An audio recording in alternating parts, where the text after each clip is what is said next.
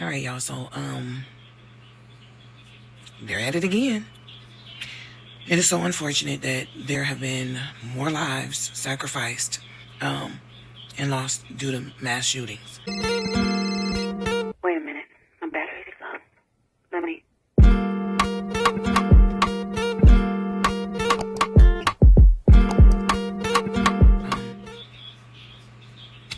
And again, maybe it's just me, but they all look alike.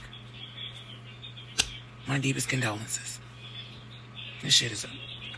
What do we do next other than report the same shit and say the same stuff and come to the TV with the same outrage?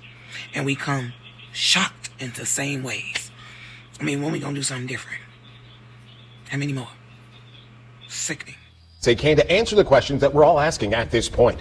Thanks for joining us this afternoon. I'm Nick McGill. And I'm Birshel Edmay. We start our team coverage this afternoon with what we know right now. Russ McQuaid is standing by with the gunman's identity and the timeline he set for killing innocent people. And Eric Graves has more on the victims and their stories. We're going to begin with Russ, though, who explains what authorities have already learned from an overnight search of the suspect's home. Russ?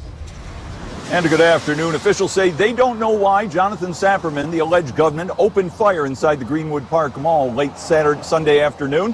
However, it seems the more questions that we and investigators ask, the more there is to learn about this tragedy. This is the photograph of the 20-year-old Greenwood man who police say caused such havoc when he opened up on a food court full of shoppers inside of Greenwood Park Mall last night, leaving 3 victims, including a husband and wife, dead and 2 other people wounded.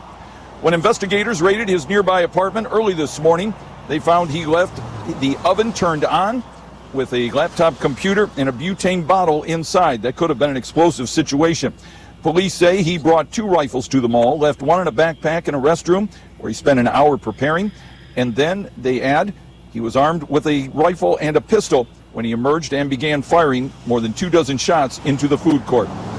Officials say Sapperman quit his warehouse job in May, has been told by the family that he was being evicted from his apartment and didn't have a car, so he presumably walked to the mall from his nearby apartment. Right now we have no motive.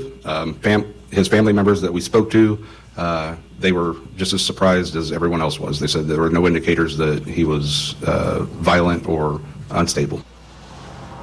And Chief Eisen described Elisha Dicken, and he's the 22-year-old man from Seymour who fired back. He said Dicken's actions were nothing less than heroic, as Dicken, with his legally owned handgun, opened fire from more than 30 feet away and took down the suspect. Live outside of Greenwood Park Mall, Russ McQuaid, Fox 59 News. All right, guys, if you're not already, follow me on Instagram, TikTok, Snapchat, YouTube, Facebook Reels, LinkedIn. Honey, I'm everywhere. And this has been your girl, your queenster, Msniquerevamp, also known as Msniquerevamp. And this is I Can't Make This Shit Up. Tell me what you think in the comments.